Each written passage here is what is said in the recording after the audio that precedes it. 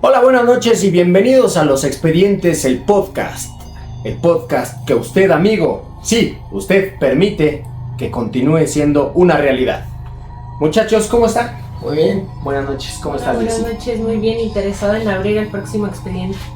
Maravilloso. Oigan, pues primero que nada invitarlos rápidamente a que nos sigan en nuestras redes sociales, @losexpedientespod. Ahí estamos subiendo contenido constantemente, también los mantenemos actualizados de todo lo que pasa y de los proyectos que ya estamos trabajando. Como dijo Jess, estamos abriendo más expedientes, precisamente atendiendo a las recomendaciones que ustedes nos han dejado y que por supuesto son muy valiosas. El día de hoy tenemos un expediente muy interesante porque nos relata, me parece a mí, cómo es que la inteligencia del ser humano puede llegar a pervertirse hasta tal punto que sea utilizada más bien para ocasionar un daño en la propia humanidad. Estoy hablando de nada más y nada menos que el proyecto de MK Ultra, un proyecto llevado a cabo por la CIA alrededor de los años 50. ¿Han escuchado algo de este proyecto? ¿Saben algo? Sí, pues tocando este tema de, creo que un poquito de lavado mental, ¿no? Lavado cerebral y toda esta parte que pudimos en cierto punto tocar en nuestro expediente pasado, justamente es muy relacionado a esto. ¿Por qué? Porque el gobierno de Estados Unidos utilizó muchísimo una droga para poder hacer el control mental de las personas, o por lo menos era lo que ellos pensaban que se podía utilizar, ¿no? El LSD. Entonces, muchos de ustedes conocen esa droga y los que no, pues creo que estaría interesante que también ahí se den un brinco para conocer qué ocasiona esta droga en las personas o qué es, ¿no? ¿Qué tal si ni siquiera saben qué es? Claro. Sí, justo estaba leyendo información sobre el proyecto MK Ultra y bueno, me sorprendió muchísimo porque, como bien lo menciona José, se debe a investigaciones en humanos en donde se les administraban drogas psicoactivas, las cuales iban a dar un... ¿Por qué me...? ¿Un qué? Perdón, es que me está tocando el pie por abajo de la mesa, entonces me distrajo un poquito. Para que no te muevas. Pero justo, no o sea, muevas. la CIA hacía estos proyectos en humano, administrando el LSD, y con esto podría generar el control mental y esto relacionarlo sobre el uso de armas, ¿no? Con los fármacos psicoactivos. Exacto. Aquí Fármacos o drogas en este caso. sí, en este caso fue droga, ¿no?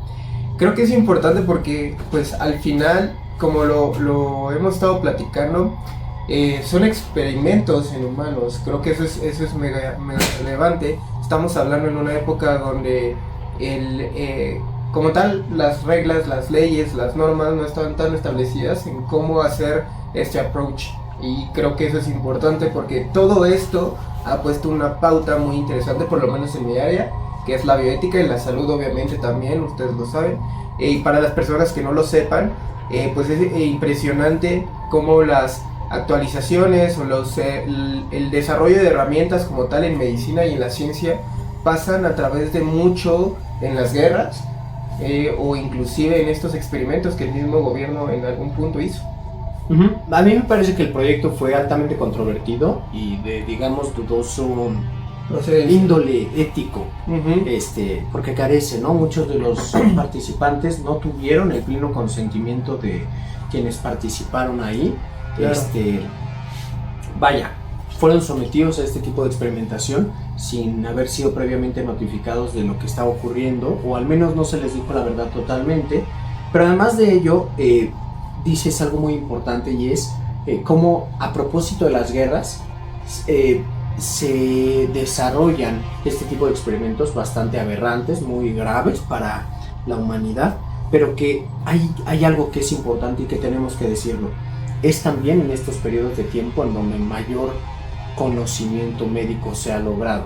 Por ejemplo, la Segunda Guerra Mundial con Joseph Mengele, un tipo verdaderamente salvaje, un loco, digamos, por decirlo menos. Claro. Se realizó experimentación en personas de distintas etnias. También se experimentó muchísimo con los gemelos, pero fue en este tiempo en el que se logró un avance importante en la medicina, y me parece que es por eso tan importante que nosotros podamos abordar este tipo de elementos, a pesar de que en muchas ocasiones son, pues, muy inquietantes y la verdad es que sí te dejan pues bastante aterrado de hasta dónde podemos llegar. Jessy, ¿tú crees que a propósito del MK Ultra en algún punto de nuestra historia podríamos verdaderamente llegar a tener el control mental sobre otras personas? Es decir, ¿podríamos ser capaces de hacernos con la mente de otra persona? Bueno, justo en el episodio pasado hablábamos de estas neurotecnologías que se están haciendo a partir de estos años. Y bueno, cada vez pareciera que sí estamos más cerca de este control mental, ¿no? Hablábamos del Neuralink, del chip que se implanta a nivel cerebral y que bueno, no como tal genera un control mental, pero nosotros llegamos a la conclusión de que podría caber y existir posibilidad de que así pasara.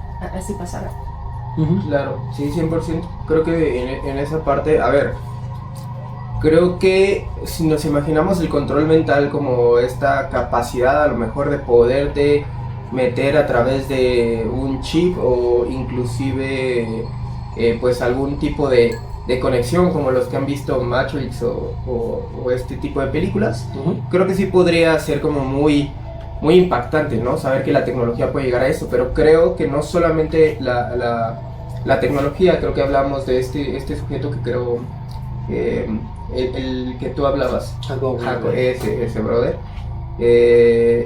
creo que podríamos también tener esta idea, o inclusive con las personas que hacen hipnosis o este tipo de cosas, este tipo de métodos que, pues la verdad, desde mi perspectiva, aquellas personas que hacen este tipo de cosas de forma como recreacional, que se van a algún teatro o así, es justamente para eso, pero creo que también hay un tratamiento, y no creo, hay un tratamiento desde la psicología inclusive que te ayuda a recordar un poco tu pasado, ¿no? Para poder entender diferentes cosas. Creo que tú nos podrías a lo mejor ahí desde el psicoanálisis a hablar un poquito de esa parte, pero creo que eso también podría ser controlar un poco tu mente, ¿no? Porque estás exponiendo al individuo a recordar ciertas cosas del pasado que a lo mejor en el cerebro pues tú por mecanismos de defensa bloqueas.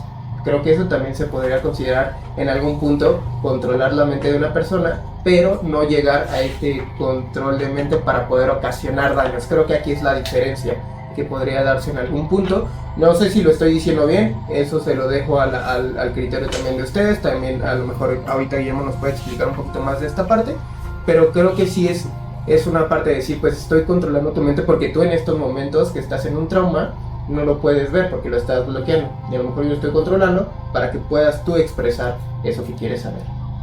Bueno, yo me voy a tomar un poquito de tiempo para contestarte porque me parece, no sé si tal vez yo lo entendí mal o si la forma en que tú lo estás enunciando puede ser riesgosa porque claro, no está del todo bien entendida. Perdón, cuando tú dices un mecanismo de defensa porque tu mente necesita protegerse de eso, primero quiero decirte que estás hablando de un principio psicoanalítico puro. Los mecanismos de defensa como tal, ¿no? Que se abordaron, puede ser la risa, puede ser un chiste, puede ser olvidar las cosas, puede ser el sarcasmo, todos esos son mecanismos de defensa que básicamente tienen precisamente como finalidad protegerte de algo que sí de hecho se vive como algo no gratificante. No quiere decir que haya ocurrido, que tú lo experimentas así, que es muy distinto.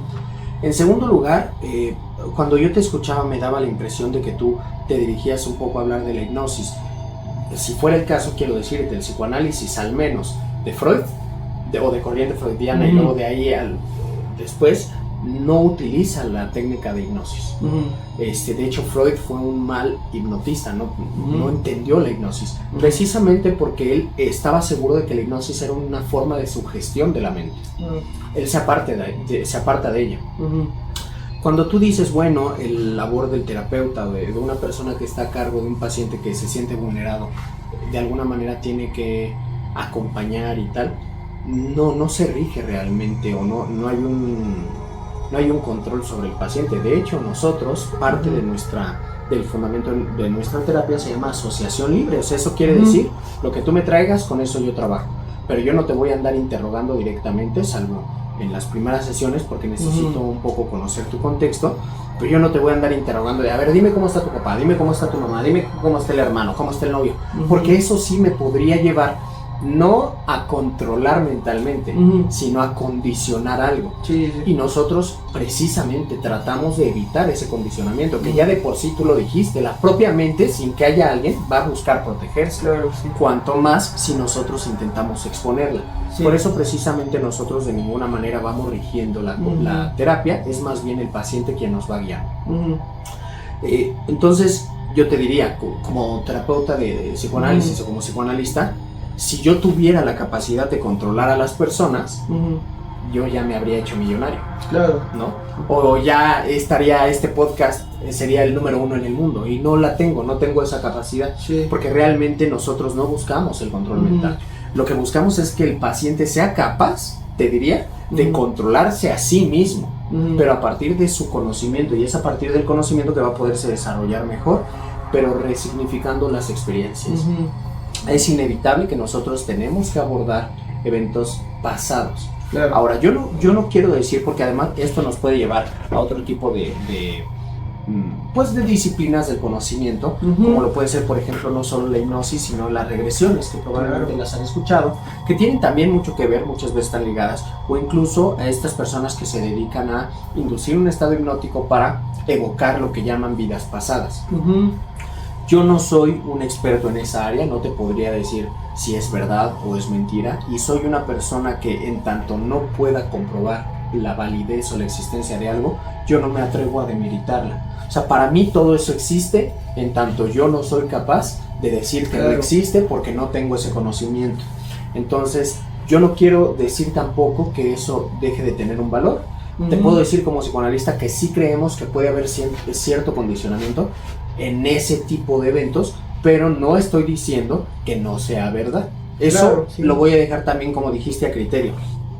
Y para no profundizar, yo quiero comentarles que el MK Ultra de origen fue un proyecto ultra secreto, o sea, no fue un proyecto abierto. Hoy hablamos de él porque alrededor del 75 se desclasificó, pero fue la CIA, que es la agencia de inteligencia de Estados Unidos, quien llevó a cabo este experimento.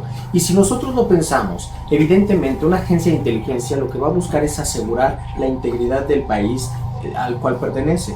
Probablemente este experimento surge ante la necesidad creciente de Estados Unidos de apoderarse, digamos, en un sentido no literal, sino económico, del mundo, ser los líderes que hoy son, ser una potencia, pero además también poder dominar las guerras. Y claro, también tener la seguridad de su país, ¿no? A través de armas y creaciones nuevas de este mismo tema, ¿no? Yo creo que por eso surge el MK Ultra, además de que el LSD tenía escasos 10 años de haberse descubierto, ¿no? Claro. Exactamente. Pero estamos hablando también de un país en el que ya pasó este experimento que les platicaba el episodio pasado, el experimento Tuskegee. Pues estaban también en muy poco tiempo que el experimento de Tuskegee, recordemos que terminó en 1972, esto pasó en los años 50, lo de MK Ultra, si no mal recuerdo. Pues estamos hablando de que está pasando en un mismo gobierno la experimentación con humanos. Entonces se están haciendo, es un poquito de incongruencia, ¿no? A partir de 1972 se hace el informe Belmont, pero a la par el gobierno de Estados Unidos está haciendo este experimento en humanos. Entonces creo que, como muy bien lo dicen, al final pues están protegiendo, están buscando formas de poder ser potencias, pero ¿a qué costo? Creo que eso es muy importante, y en algunos experimentos ustedes lo pueden buscar, e inclusive hay gobiernos que han tratado de capacitar animales para poder ganar guerras, como lo fue el caso de un país que preparó o quiso capacitar delfines para poder identificar submarinos o naves de enemigas, y pues así implantarles bomba y pues hacerles literalmente pues la vida imposible. Entonces creo que sí es muy importante también saber para qué se están haciendo, porque se están haciendo. Al final, como tú dices, es una agencia secreta que lo tuvo que desclasificar por órdenes presidenciales y del Congreso y toda esta parte de Estados Unidos. Pero creo que si no hubiera salido a la luz, pues ¿qué está pasando? Porque si es así, pues el gobierno te puede decir que no está haciendo nada, y al final sí está haciendo. Entonces, creo que eso es muy importante también. Sí, justo lo que comentaba Guillermo, muchos de los pacientes o de las personas que fueron sometidas al LSD o a estos proyectos, a estos experimentos, pues no sabían que estaban siendo conejillo de indias, ¿no? Literal, simplemente les administraban algo y ni siquiera sabían qué era, ¿no? Sí, Entonces, sí, pues sí. eso también de la parte bioética, pues está mal visto, ¿no? Ujú. Ahora, yo quiero comentarles, se piensa que el MK Ultra se inicia oficialmente en el año 53 Ujú. y es hasta cerca prácticamente ya en los años 70 que finaliza, es decir, estamos hablando de un periodo de tiempo bastante amplio en el que esta experimentación se lleva a cabo. Y es hasta el año 75 en que, como lo dicen, por órdenes presidenciales, la CIA se ve obligada a desclasificar estos documentos y es por ello que hoy podemos estar hablando de ellos. Pero ya se mencionó algo muy importante que es el uso del LSD. Y es, nosotros sabemos que tú como médico toxicólogo te desempeñas también en esa área y quería yo preguntarte si es posible que nos hables un poquito de esta droga a partir de lo que tú hayas visto, de lo que conozcas, de qué tan frecuentes son intoxicaciones por esta sustancia. Sí, justo el LSD fue descubierto en 1938 aproximadamente. El LSD es un derivado de un ácido. Este ácido se sustrae de un hongo que crece en la cebada. Entonces, a partir de ahí se sintetiza el LSD. El LSD es una droga sintética creada 100% por el hombre en 1938, como lo menciono. Y bueno, a partir de ahí se empieza a generar supuestamente para un uso para ciertas enfermedades. Ya después se desvía este uso a un uso recreativo. Y bueno, el LSD tiene su principal acción a nivel de los receptores de serotonina, el 5-HT. Y bueno, todo esto al momento de que se tenga contacto o exposición con el LSD, empieza a generar mucha sintomatología a nivel del sistema nervioso central. Y sobre todo nos va a dar, cuando se tiene el abuso o se consume mayor cantidad de LSD, nos puede dar un síndrome serotoninérgico, ¿no? Que precisamente hablábamos que de ahí es su función principal, aunque aún no está descrita al 100%. En el síndrome serotoninérgico, pues básicamente nos puede dar sintomatologías de euforia, alteraciones del estado de ánimo, nos puede generar también alteraciones visuales, alteraciones también sistémicas como hipertermia, hipertensión. Y bueno, pues no hay ningún antídoto como tal para el LSD, simplemente es manejo de sostén, soluciones intravenosas. O sea, que mientras te quedas en el viaje. Literal, sí, hasta que el LSD termina el efecto. Generalmente el LSD tiene un efecto máximo de 12 horas. Cuando tú consumes LSD, a los 30 minutos se pueden iniciar los síntomas de alucinaciones. Generalmente es una droga alucinógena.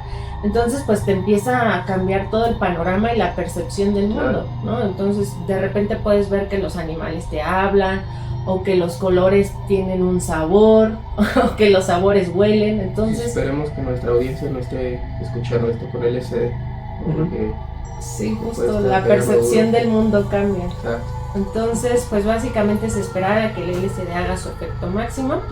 Y lo único que se puede dar en algunos episodios de euforia o de delirio, pues ya saben ustedes, se puede dar algún sedante, algunas benzodiazepinas, pero nada más. Ese es el manejo con alguna intoxicación con LSD. Y bueno, pues el LSD como tal no hay cifras descritas en la literatura de algún rango toxicológico, no lo existe. Simplemente mencionan cantidades recreativas de 25 microgramos a 250 microgramos. Entonces, pues es muy poco. Y se ha descrito casos de intoxicaciones o casos severos con cifras mayores de 14.000 microgramos, que estamos hablando más o menos 14 miligramos. Algo importante, perdón que te interrumpa, Jess, recordarle a nuestra audiencia que nosotros estamos hablando desde el saber o el conocimiento como médicos. Entonces, si estamos hablando de usos, de efectos adversos, de dosis, no estamos de ninguna manera recomendando que ustedes lo usen. Lo que más bien queremos es que ustedes conozcan con un poquito más de detalle esto que es tan sonado, ¿no?, en la sociedad actual, porque tú nos decías, esto empieza en el 38. Es Hoffman, ¿no?, quien sí, la aísla y la descubre. Y bueno, yo de lo poco que sé es que él accidentalmente, mientras la aislaba, llegó a inhalar un poquito de LSD Y bueno, de manera anecdótica, y esto tiene mucho que ver con algo que se celebra en la actualidad, sobre todo en países ¿Europeos? Europeos y angloparlantes, Se empezó a que hablar es su el, perro. no, es el día de la bicicleta. Ah, Que justamente pues, se cuenta que él en aquella época, cuando salía del laboratorio, ajá. se subía a su bicicleta para llegar a su casa, y en este día, cuando accidentalmente inhala el LSD, él sale del laboratorio, Ajá. se sube a su bicicleta, pero en el trayecto de que sale del laboratorio y llega a su casa, pues tiene un viaje, ¿no? De Claro. LSD. Ahora, tú ya nos detallabas que el viaje de LSD es básicamente una serie de síntomas que nos conducen a alteraciones de percepción, de sensación Emociones. y de emoción en el paciente, ¿no? Entonces, por eso es que nos hablabas tú de esta combinación, de esta explosión de sentidos, que parece como un poco raro, ¿no? A ver, ¿cómo voy a escuchar colores? ¿No? O cómo es que la música me sabe a algo. Esto tiene mucho que ver con circuitos emocionales de Claro. recompensa, ¿verdad? Que además nosotros sabemos que tienen una integración, digamos, a nivel talámica, salvo, por ejemplo, el sentido del olfato, que es una vía directa a la corteza. Y nosotros ya mencionábamos en otro episodio cómo es que la corteza se encarga precisamente de las interpretaciones sensoriales. Voy a atreverme a simplificar esto para la audiencia que no lo sepa, pero básicamente se me cruzaron los cables, ¿no? Ujú. Es una combinación de todo y a la Sí. vez de nada. Y es por eso que estos pacientes pueden también tener insights tan profundos, ¿no? Experiencias emocionales tan marcadas. Y esto es lo que nos lleva a que muchas veces este tipo de drogas, tú lo decías, Jess, para fines recreativos, se utilicen también para algunas terapias, porque ya hay algunas terapias cuyo fundamento es ese, Jess. Sí, justo igual te iba a preguntar a ti que si hay algún trastorno asociado hacia el consumo de drogas o de LSD en específico, y si el consumo crónico, se podría decir, de LSD nos podría dar alguna alteración permanente de la realidad, es decir, despersonalizar a la persona y generarle una desrealización también, ¿no? Por supuesto, yo te podría decir de inmediato por lo menos 4: crisis depresivas, Ujú. estados ansiosos, brotes maníacos o brotes psicóticos. Y cualquiera de ellos puede ser detonado no solamente por el LSD, sino también por el uso de otras sustancias. Por ejemplo, la ayahuasca, que es la droga de los dioses, pues este sustrato amazónico que se utiliza Con las ranas, de ¿no? ritos chamánicos, que se utiliza para llegar a una introspección profunda y para tratar también de dar un cambio a la realidad. Y hay incluso una religión basada en la ayahuasca. Entonces, sí, por supuesto. O sea, a ver, incluso los medicamentos que hoy sabemos tienen una finalidad terapéutica, el que tú me digas, el paracetamol mismo, Claro. tiene efectos adversos, ¿no? Sí. Entonces, es importante también dejarlo claro, pero me parece que sí son temas que tenemos que traer a la mesa, porque muchas veces por miedo o por sesgo o por lo que sea no se hablan. Y yo estoy seguro, soy una persona convencida de que cuando existe una educación firme o fuerte, con mucho mayor dificultad tú puedes tener este tipo de eventos. Por eso es que nuestros indicadores de educación en México pues también pueden estar directamente relacionados a las crisis sociales que vivimos, de drogas, de abusos, de muerte y de otras cosas. De hecho, o sea, si ustedes se ponen, las personas que saben, creo que también ustedes, las personas que no sepan, pues en la parte de preparación, digamos, de la mente, para los psicólogos, psiquiatras, psicoanalistas, las personas que se enfocan mucho en esta área, leen o está a disposición un libro que se llama DSM-5, DSM, y ahí ha ido avanzando en sus ediciones, y justamente en muchas enfermedades este libro te pone las enfermedades como por criterios, como diagnosticarlas, que son criterios menores, mayores, etcétera, para que no se aburran. Y para las personas que no saben este tipo de cosas, pues hay esos criterios, y hay unos criterios excluyentes, que dice, pues si tiene esta enfermedad, un criterio excluyente para saber que si es esa enfermedad de base, pues es el uso de drogas. Y creo que ahí entra mucho esta parte. ¿Por qué? Porque ahí ya es diferente el abordaje, es diferente el saber si la persona pues ya es un consumidor constante de estas sustancias, que lo pudo llevar a que le afectara un poco en la parte de la mente, o si no, si hay en efecto una situación orgánica del por qué se está llevando a cabo esta enfermedad. Solamente Sí. quería hacer esa parte. Justo otro dato curioso del LSD, menciona como que no tiene ningún olor, ningún color, y tiene una sensación al momento de tener contacto con la vía oral amargo, y bueno, generalmente no se han registrado, bueno, sí se han registrado muertes por LSD, a esto iba, no tanto porque se hayan rebasado dosis tóxicas, sino más bien por los efectos que mencionábamos del LSD, es decir, aquella persona que ya consumió más LSD, no, bueno, puede ser un ejemplo de que de repente alguien le dice, ¿tú puedes volar? Esta persona dice, sí puedo volar, entonces da como el valor, se avienta y entonces le genera un traumatismo del cráneo. Generalmente las muertes registradas por LSD son por traumatismo, claro, no por los efectos. Por esta disociación, ¿no?, entre la realidad y lo que es mentira. Sí, creo que eso es muy importante y creo que retomando a lo que fue MK Ultra, creo que justamente era una de las cosas por lo cual el departamento de Estados Unidos, la CIA en este aspecto, quiso tomar el LSD para ver si justamente esta despersonalización entre la realidad y lo que es ficticio podría en algún punto influir para que ellos pudieran controlar la mente de las personas y saber cómo mantenerlos así. Entonces, pues se escucha muy raro, se escucha muy denso y a lo mejor muy de mentira, pero como tú lo decías, sí pasó, ¿no? O sea, existe, ustedes pueden buscar la información y está ahí. Creo que es algo completamente impactante, por lo menos para mí, porque, pues, digo, no estás nada más viendo una caricatura o no sé, estás viendo una persona tener este tipo de disociaciones y justamente quién sabe qué pudieron haber hecho, ¿no? En algún punto, a lo mejor decirle, muertes, ajá, o sea, oye, a ver, mata a esta persona o hazle daño a esta persona. Creo que es importante.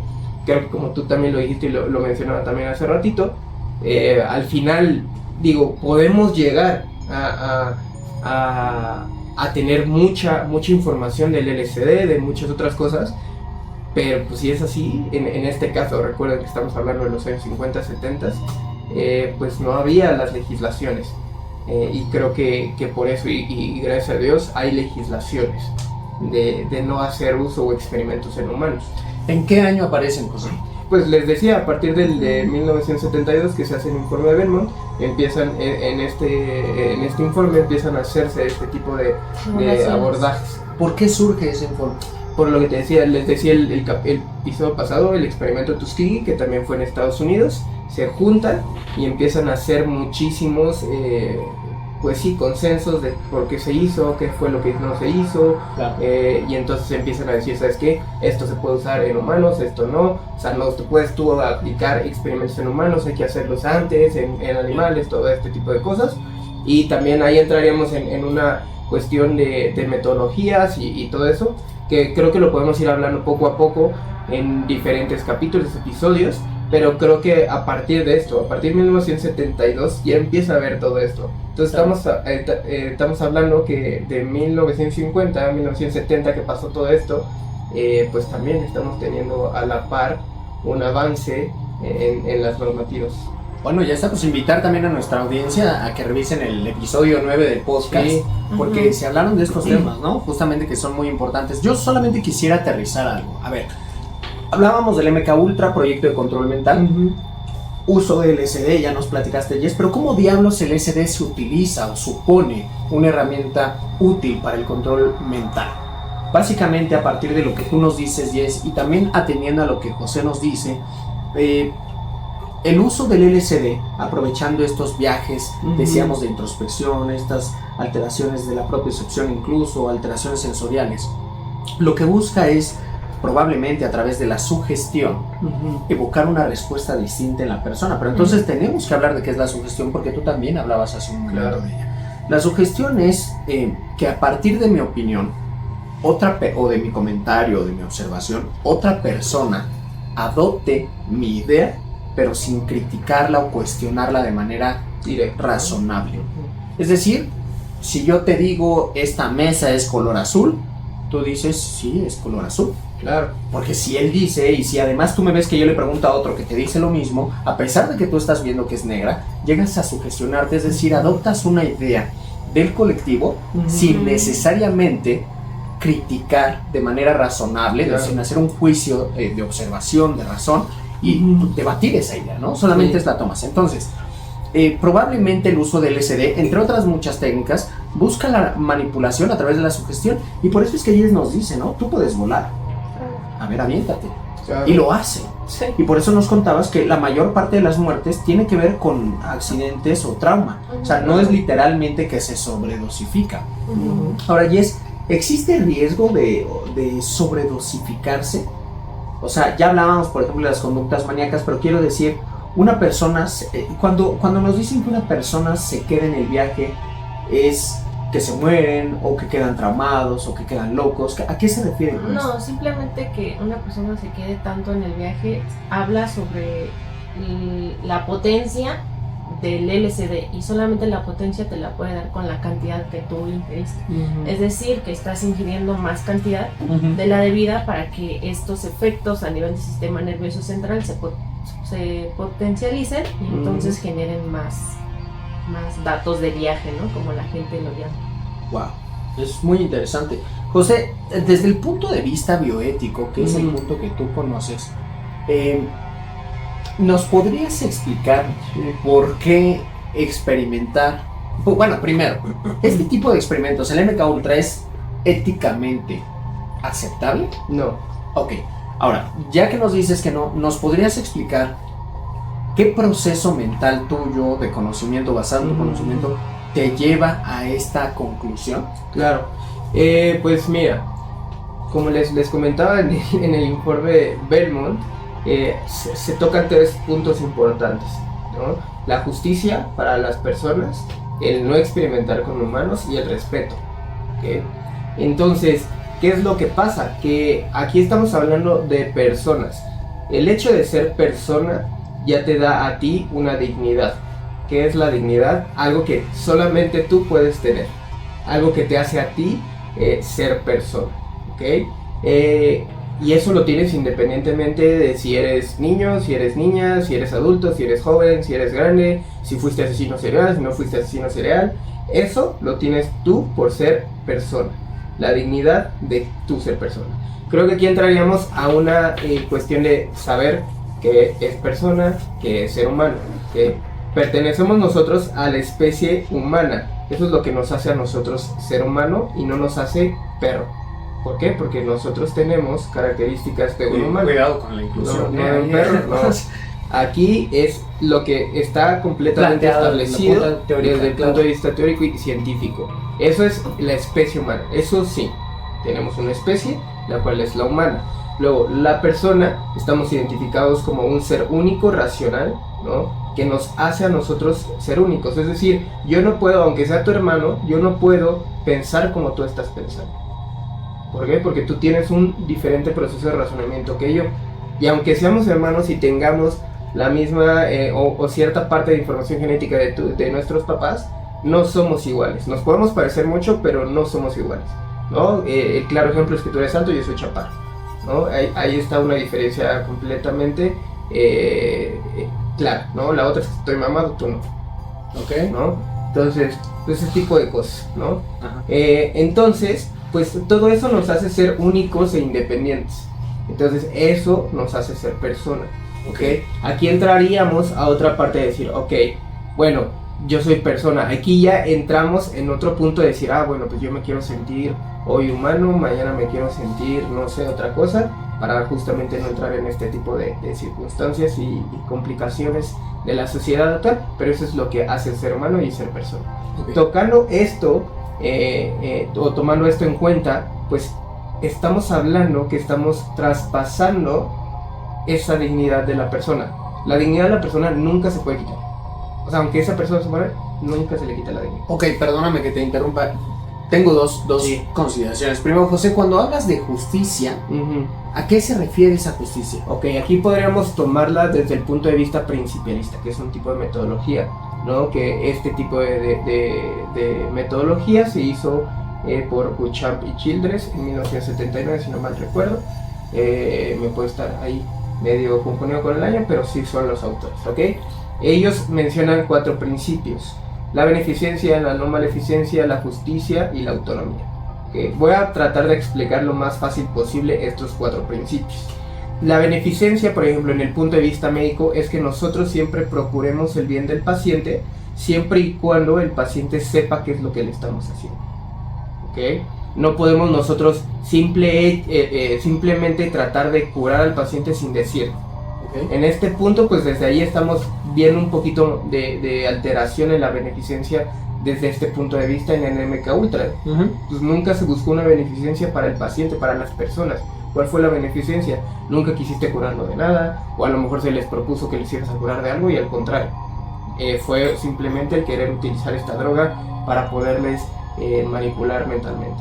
La no maleficencia es no hacer más cosas o no dañar al paciente, es como normalmente se conoce, no dañes al paciente. Pero no solamente se queda en el no dañes al paciente. ¿Haciendo menos haces más? No, al contrario, es haciendo más haces menos. O sea, tú como nosotros como médicos, en este caso ellos como investigadores, el hecho de querer hacer algo a las personas, darles algún tratamiento, darles alguna droga, eso pudo haberles ocasionado a la vez un daño.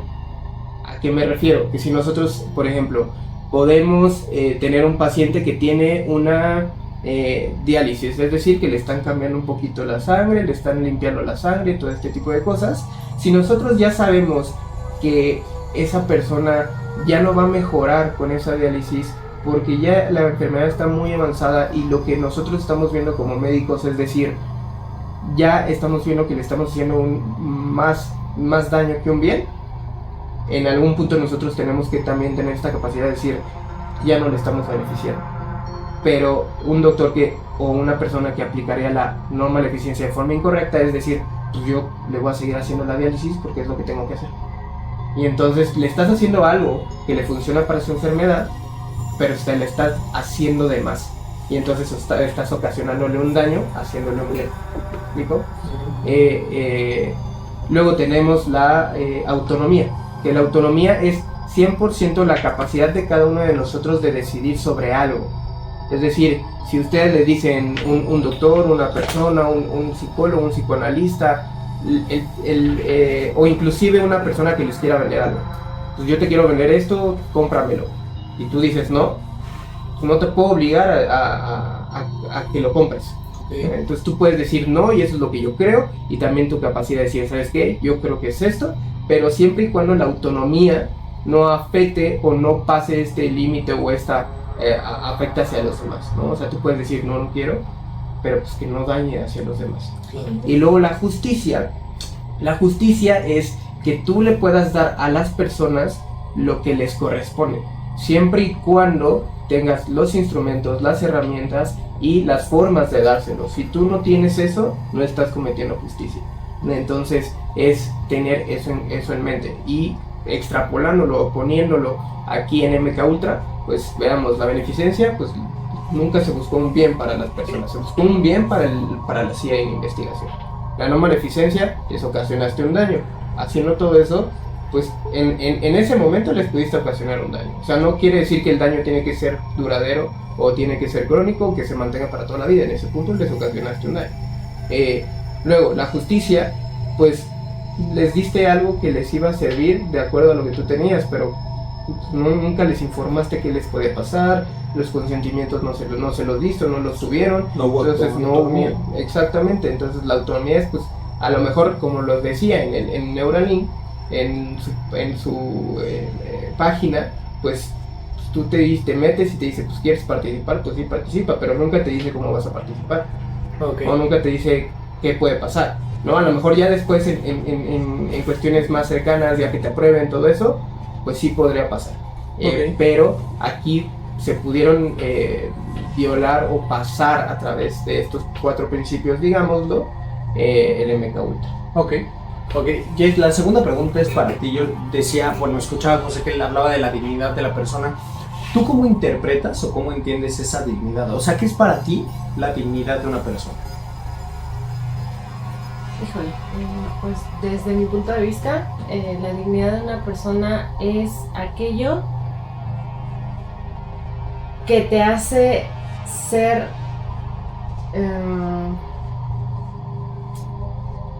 digno.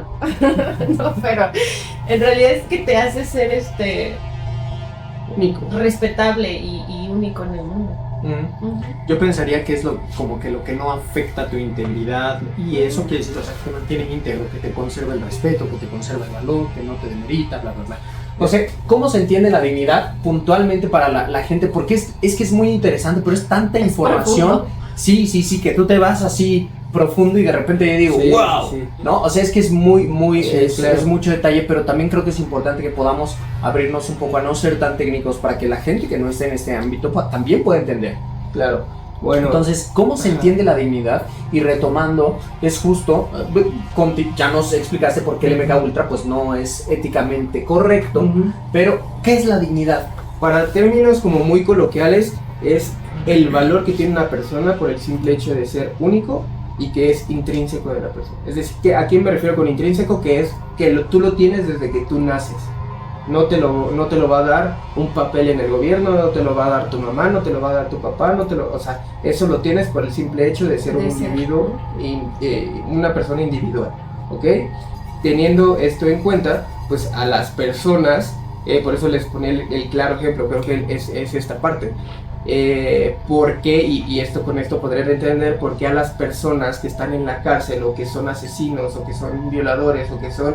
Es muy complicado tener estas reglas de pena de muerte o de por qué no los matan o porque pues al final, independientemente de que sean este tipo de personas, asesinos, no asesinos, violadores, todo eso tienen una dignidad, es decir, nadie se las va a quitar aunque los maten, ¿ok? Entonces, eso es otra de las cosas que nosotros tenemos que tener en cuenta. Por ejemplo, ustedes, pues que son doctores y todos nuestros compañeros en ciencias de la salud, nosotros no podemos darle un trato diferente aunque sea un asesino a una persona. Le tenemos que dar un trato digno, ¿no? Justamente por el simple hecho de ser una persona que necesita una atención. Entonces, es eso, en términos muy coloquiales, es todo ese valor que te da a ti el simple hecho de ser persona y que nadie te lo puede quitar y puede pasar sobre esto. Oye, José, y hablando en términos legales, por ejemplo, aquellos pacientes que fueron sometidos en el MK Ultra, que después a lo mejor pudieron darse cuenta y decir, oye, fui sometida y me administraron LSD sin mi consentimiento, ellos pudieron haber demandado a la CIA. Sí. Okay. Sí, porque, a ver, estamos hablando, sí y no.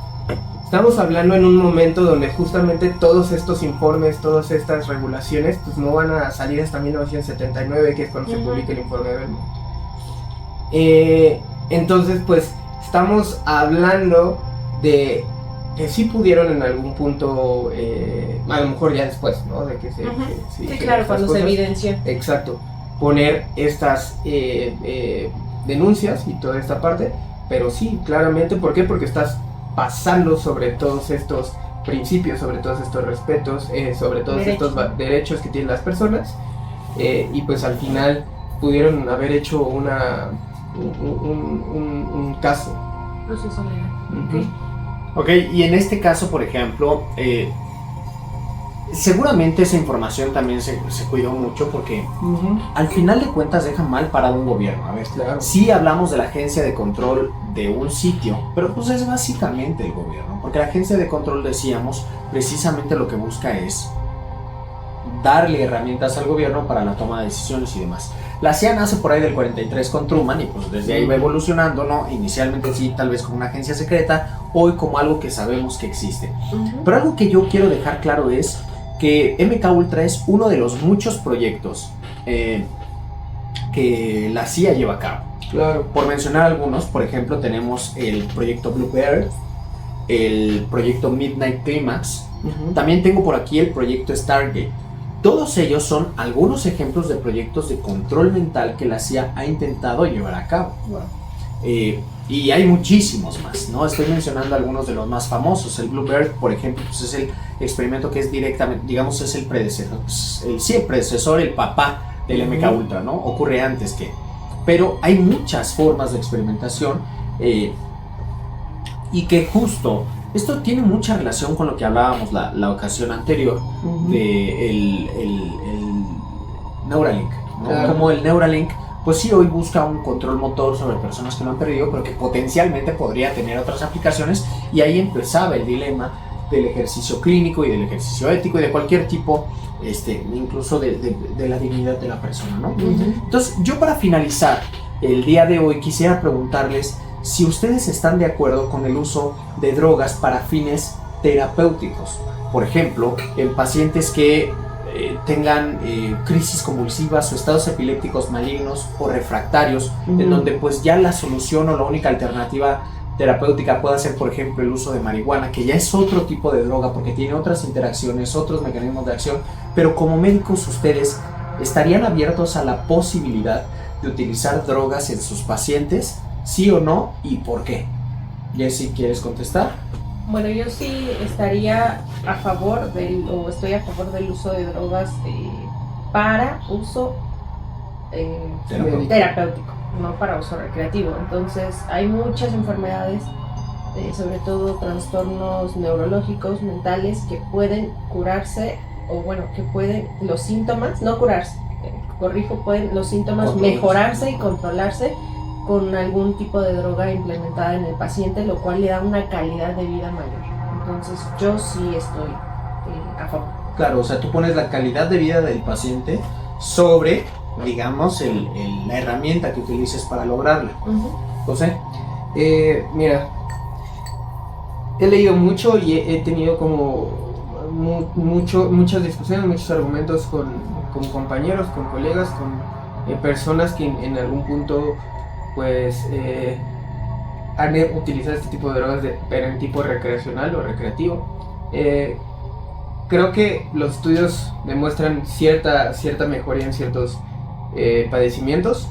Yo creo que me faltaría muchísimo más formación en esa parte para poder decir, ¿sabes qué? Yo en mi práctica privada podría utilizar este tipo de drogas, pero pues creo que existen diferentes enfermedades, diferentes tratamientos, y creo que si esos están establecidos y ya controlados y ya saben qué es lo que va a pasar, se podrá utilizar. Yo en estos momentos pues no lo haría de forma directa porque no lo sé manejar, pero sí sería muy cuidadoso en qué situaciones y sí comprobar que se esté utilizando de forma correcta y no de forma recreacional. Pues yo, fíjense que he escuchado, también he leído, de que ya hay formas de terapia en la que precisamente se utiliza droga, no necesariamente, digamos, regulada, o sea, no marihuana, ya cosas más potentes, hongos y otras tantas, y bueno, en este caso el terapeuta no es quien provee al paciente, sino que el paciente llega con esos elementos, muchas veces sí sugerido por el terapeuta que sabe dónde o porque ellos mismos saben, y el terapeuta sirve más como un guía. No sé qué terapia sea esta, o sea, me refiero, o sea, no me refiero al tipo, sino que yo no sé si verdaderamente sea una terapia, ¿no? Y no lo sé, no la estoy demeritando porque no la conozco. Si alguien en nuestra audiencia sabe y quisiera venir aquí, sería maravilloso para que nos platique. Pero lo que yo sé es, el paciente llega, consume la sustancia y tiene el viaje mientras el terapeuta permanece ahí, muchas veces callado, alguna ocasión hará alguna pregunta, tal vez para acercarse más al entendimiento de la realidad vivida por el paciente, y luego ya después se habla, ¿no? O sea, se termina el viaje y se van. Y esto técnicamente serviría para reparar algún proceso de la historia de los pacientes. Pero cuando yo digo que no sé qué tipo de terapia es que esto me parece más algo que hacían los chamanes, ¿no? O los curanderos, no un terapeuta en el contexto en el que lo entendemos hoy de consultorio, ¿no? Sino me parece más que este es un conocimiento ancestral, pero sin duda yo, igual que Jess, yo antepondría la salud de los pacientes, siempre dejando claro que mi conocimiento en este ámbito, por ejemplo, es limitado, y en su caso yo referiría a mis pacientes a un sitio en el que, teniendo un sustento científico, me diera a mí la confianza de poderle recomendar, sabiendo precisamente que voy a poder lograr un bien mayor. Claro. Oigan, pues un episodio bien interesante, muchas cosas de ética, muchas cosas de toxicología, hablamos también de mucha historia, y aquí lo importante es, de nueva cuenta, recordarle a nuestra audiencia que nosotros no estamos de ninguna manera recomendando o sugiriendo o promoviendo el uso de estas sustancias. Nosotros lo que queremos es que ustedes tengan el conocimiento y las herramientas suficientes para tomar las decisiones a partir de esta autonomía de vida que tienen, pero también en el contexto de la sociedad en la que hoy vivimos y sabiendo también los potenciales peligros a los que se van a exponer. No me queda más que invitarlos a que nos sigan en nuestras redes sociales, @losexpedientespod, ya lo saben, TikTok, YouTube, Instagram, Twitch también tenemos Twitter. Entonces ahí estamos, antes Twitter, hoy X. Ahí subimos contenido, tratamos de hacerlo con regularidad, a veces es complicado. Síganos también en nuestras redes sociales. Jessy, ¿cuál es tu Instagram? Doctora Georgette VZ. Ok. José. José Antonio-Bonilla 1. Ok, el mío es @drmemovc y bueno, ahí también estamos para servirles en lo que ustedes deseen. Muchísimas gracias por acompañarnos en un episodio más de Expedientes y nos vemos en el próximo. Hasta pronto. Hasta pronto. Chao.